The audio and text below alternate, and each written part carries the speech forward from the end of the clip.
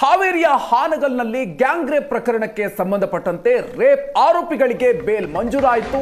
ಅದಾದ ನಂತರ ಅವರ ವರ್ತನೆ ಈಗ ಸಾಕಷ್ಟು ಚರ್ಚೆಗೆ ಕಾರಣ ಆಗ್ತಾ ಇದೆ. ಈ ಪ್ರಕರಣಕ್ಕೆ ಸಂಬಂಧಪಟ್ಟಂತೆ 7 ಆರೋಪಿಗಳಿಗೆ ಕೋರ್ಟ್ ಜಾಮೀನನ್ನು ಕೊಟ್ಟಿದೆ. ಆದರೆ ಬೇಲ್ ಸಿಕ್ತಲೇ ಆರೋಪಿಗಳು ಮತ್ತೆ ತಮ್ಮ ಪುಂಡಾಟವನ್ನು ಮೆರೆದಿದ್ದಾರೆ.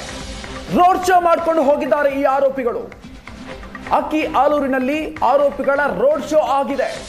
ಜೈಲಿನಿಂದ ಅಕ್ಕಿ ಆಲೂರಿನವರೆಗೂ ಕೂಡ ಮೆರವಣಿಗೆಯ ಮೂಲಕ ಈ ಗ್ಯಾಂಗ್ ರೇಪ್ನ ಆರೋಪಿಗಳು ಹೋಗಿದ್ದಾರೆ.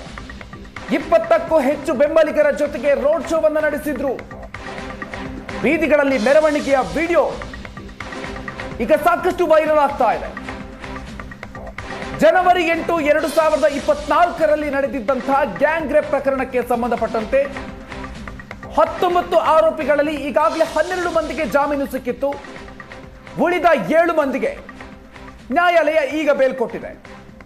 ಆದರೆ ಬೇಲ್ ಪಡ್ಕೊಂಡು ಹೊರಗೆ ಬಂದಂತಹ ಈ ಆರೋಪಿಗಳು ಅದಾದ ನಂತರ ಹೋಗಿರುವಂಥ ರೀತಿ ಜೈಲಿನಿಂದ ಮೆರವಣಿಗೆಯ ಮೂಲಕ ತೆರಳಿದ್ದಾರೆ. 20ಕ್ಕೂ ಹೆಚ್ಚು ಬೆಂಬಲಿಗರು ರೋಡ್ ಶೋವನ್ನ ಮಾಡಿ ಅವರನ್ನು ಕರ್ಕೊಂಡು ಹೋಗಿದ್ದಾರೆ. ಯಾವುದೋ ದೊಡ್ಡ ಸಾಧನೆ ಮಾಡಿರುವಂತಹ ರೀತಿಯಲ್ಲಿ ಅವರಿಗೆ ಅಲ್ಲಿ ಬಿಲ್ಡಪ್ ಅನ್ನು ಕೊಡಲಾಗಿದೆ. ಮಾಡಿರುವಂಥದ್ದು ಅತ್ಯಂತ ಹೀನ ಕೃತ್ಯ. ಅದರಲ್ಲಿ 1 ವರ್ಷಕ್ಕೂ ಹೆಚ್ಚು ಕಾಲ ಈಗಾಗಲೇ ಜೈಲು ವಾಸವನ್ನು ಕೂಡ ಅನುಭವಿಸಿದ್ರು. ಈಗ ಬೇಲ್ ಪಡ್ಕೊಂಡು ಹೊರಗೆ ಬಂದಿದ್ದಾರೆ. ಆದರೆ ಇಂಥ ಸಂದರ್ಭದಲ್ಲಿ ರೋಡ್ ಶೋ ಮೂಲಕ ಅವರನ್ನು ಕರ್ಕೊಂಡು ಹೋಗಲಾಗಿದೆ. ಅದರ ವಿಡಿಯೋವನ್ನು ಕೂಡ ಮಾಡಿದ್ದಾರೆ. ಸಾಮಾಜಿಕ ಜಾಲತಾಣದಲ್ಲಿ ಆ ವಿಡಿಯೋವನ್ನು ಹರಿಬಿಟ್ಟಿದ್ದಾರೆ.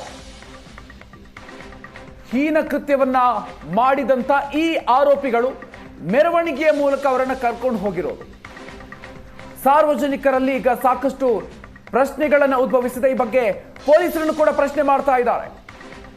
ಏನ್ ಮಾಡ್ತಾ ಇದ್ದಾರೆ ಹಾಗಾದ್ರೆ ಪೊಲೀಸರು? ಈ ರೀತಿಯಾಗಿ ಅವಕಾಶ ಹೇಗೆ ಸಿಕ್ತು ಅವರಿಗೆ?